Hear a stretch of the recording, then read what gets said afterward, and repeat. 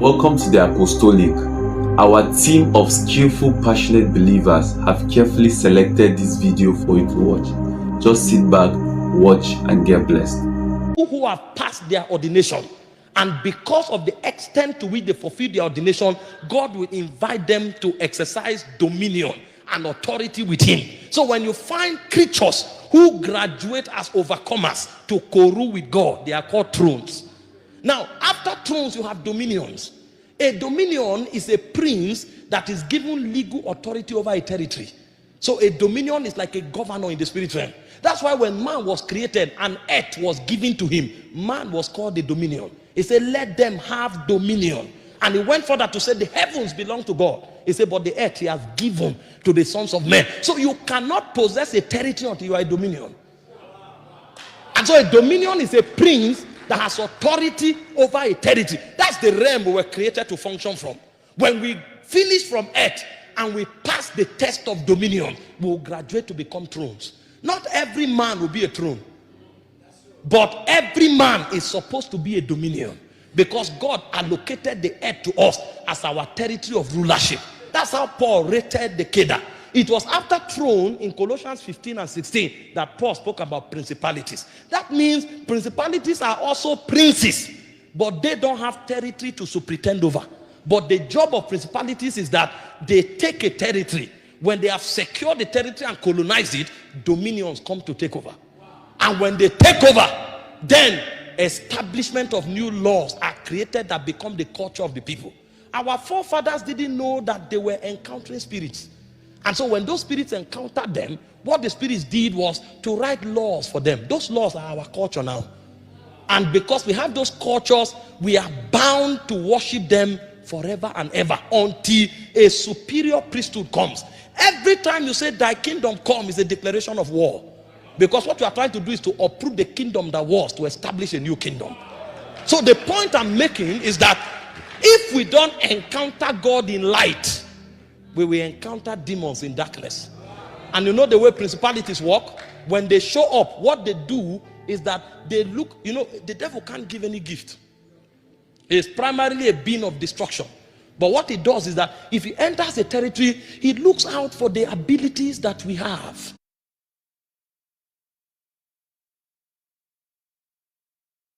They are finding out what their weaknesses are. And so some of them love money. Some of them love flamboyance. Some of them love women. The job of the principality is to create a system where all of these things are available. And as they give those things to them, they draw their attention from God and they begin to pursue those things. Now, when they pursue those things to a level, their appetites become bigger. And the more the appetites become big, the more of it they want. So the principality will now come for a deeper negotiation. If you want more, then you have to enter a covenant. But he started by checking their abilities. Now, those abilities are supposed to be the abilities harnessed on the altar of priesthood. But because they didn't have priesthood in light, the devil initiated priesthood in darkness. Those of us who are apostolic in nature, we are creatures of authority. One of our predominant abilities is faith. We can make declarations and break territories open. When the principalities come, they will know that your weakness will be pride. So they will create a system that anchor on your pride, and you will be driven away from God because of your pride. The job of the principality is to make sure he establishes quadrants of such people. And when he has established them, these people will now give them legality to establish their dominion in the territory. Because they didn't have the original dominion. The dominion belonged to the men, but the men have to give clearance. But they need to find out where they can negotiate with the men. And when they have negotiated and the clearance is given, then they begin to establish their dominion. So what happens is that when a principality finishes its job, a power now comes. What you call an addiction is not an addiction. It's the operation of a power. It binds you to that thing that has drawn you away from God. And so when a power binds you, then a ruler of darkness comes. The word ruler of darkness is Cosmos Kratos. They are magistrate that creates laws in the cosmos. So what they do is that thing that is an addiction becomes a law.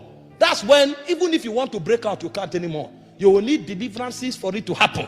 But even at that time, it has become a principle that runs your life. Because a ruler of darkness has come. And when they see that your job with them is over, then spiritual wickedness comes. Those are called ponerias. Their job is to afflict. So the lady began, first of all, pursuing money and going to harlotry and thinks she's doing well. After a while, she has HIV. The guy who was supposed to be a prophet thought he was making money and enjoying women. After a while, he is publicly disgraced and he dies of depression. So he can never fulfill his ordination anymore. Because if you fail, you will enter the ordinations of darkness. Meanwhile, these beings don't stop there. All of the things I've explained here is where they make agents from. Agents are the puppets of demonic spirits. They use them to fulfill their agenda. They send them all over. But amongst agents, they select a few who are specially gifted and empower them, and they are called witches and wizards. A witch is a being that has a man or a woman that have the power to cast spells. So when a principality comes to Zambia, for example, and discover their prophets here, he will have many agents here that pursue immorality, pursue flamboyant things. When he's using them, he will now raise some of them to become witches. Those witches will cast spells into the atmosphere so that those things will thrive. So you will not know why a move of false prophets will begin. You will not know why a move of seduction begin. Some have become casters of spells. And he won't stop there. He will raise some to become warlocks. You know, those of you who watch medieval movies, you will see how kingdoms are formed. They are formed through sorcery. Most nations, including some of the leading nations of the... How many of you have watched Merlin? How many of you have watched Merlin? You see that the prince thinks it's his bow and arrow that is winning battle. He didn't know that the young man who was following him was the warlock. When he meets the dragon, he addresses him as young warlock. The guy has the power to cast spell. He has the power to create victory, even where there is no victory. So that at the end of the day, they will achieve Albion, a territory where sorcery and witchcraft will be allowed to be practiced free of charge. That's their goal. So the reason they are preserving the life of the prince is to achieve Albion. That's how territories are formed in darkness if the priesthood of light is not established. And some will grow from warlocks to become sages. A sage is a teacher in darkness. Those ones have the power to impart those abilities. So our fathers here will tell you that those days somebody can come to you and say, cut a grass and give me. If you give him, he will say some things, rub his hand on you, and scorpion will never sting you again. He has the power to transfer demonic powers. So he has now been trained in darkness. That's how these people influence what you call the marketplace. That's how they influence what you call government. So the reason most you go to certain nations, the foundation of governance is corruption, is because some sages and warlocks spoke it into the foundation. So even if a good man comes to leadership, that power will bend his will because it was rooted as a heritage of that territory. You now go to another territory, they are very innovative, like where we came from in the Middle East. You see wisdom, you see excellence, and you say, how come these people are like this? You think this is the best. You now go under, you see oppression and violence. What gives them joy is to spill blood. And so anywhere they go to, blood is spilled like water. You go to another territory, you say these are scientifically inclined. They are learned people. Why is Africa not like this? You now discover that there is perversion and immorality. So what they teach them is that sex is exercise. And it ruins the souls of people. So on one side, you see poverty and backwardness. On another side, although there is excellence, but you see violence. On another side, although there is scientific inclinations, intelligence, but you see corruption, you see lawlessness, you see immorality. The signatures are different depending on the laws that are written. So before you go to those territories, you must have a priesthood in light that can uproot those foundations. Otherwise, you can go to America and be a successful businessman, but you'll be an immoral person. Because the priesthood does not negate financial prosperity, but it negates purity of the soul. And so you are excelling, but a point comes, you become godless. And if you are there for 5 years, you will start wondering, what do I need God for? Because the system, the law that is written in that atmosphere is that the higher you go, the more irrelevant God is to you. And you will not know what is happening.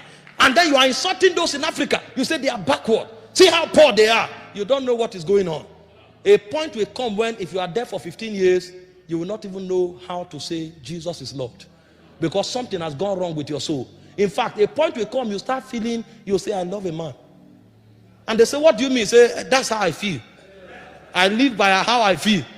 And you see a man say he loves a man. He didn't know that he's a victim of the demonic priesthood. Meanwhile, there's a lot of advancement in civilization, but the heart is dark. And then you come to this side of Africa. You are highly religious. You are praying. You are fasting. But you are irrelevant in the marketplace. Because you don't have the intelligence to contend there. And even those who are in your government, corruption eats their soul up. The money that belongs to the nation, 5 people share it. And they think wisdom is to go to Dubai and sleep in 5-star hotel. So they are backward mentally because of demonic intelligence. You go to the Middle East, you say, this excellence is out of this world. But you see the sword everywhere. Cutting people's head is wisdom. And they think that is how to live your life if you are relevant, if you are wise. All of those things are codes written into different territories because civilizations are formed from the roots of darkness. And so when God is calling us into priesthood, is to revamp the foundation of civilization. It's not just to succeed in business. It's to change the laws in the marketplace. It's not just to succeed in government. It's to change the laws in the government. So when a man who carries a priesthood enters the government, he will not just rule well and bring advancement in civilization. He will change the laws. And a day will come when this same government that if you don't involve in corruption, you will not win, will change. The order will change because a new priesthood has been established. So beyond having a president that is interested in education and interested in developing the people, you need a president that has the power to change the code. So that when another political... Our team of skillful, passionate believers have carefully selected this video for you to watch. Just sit back, watch and get blessed.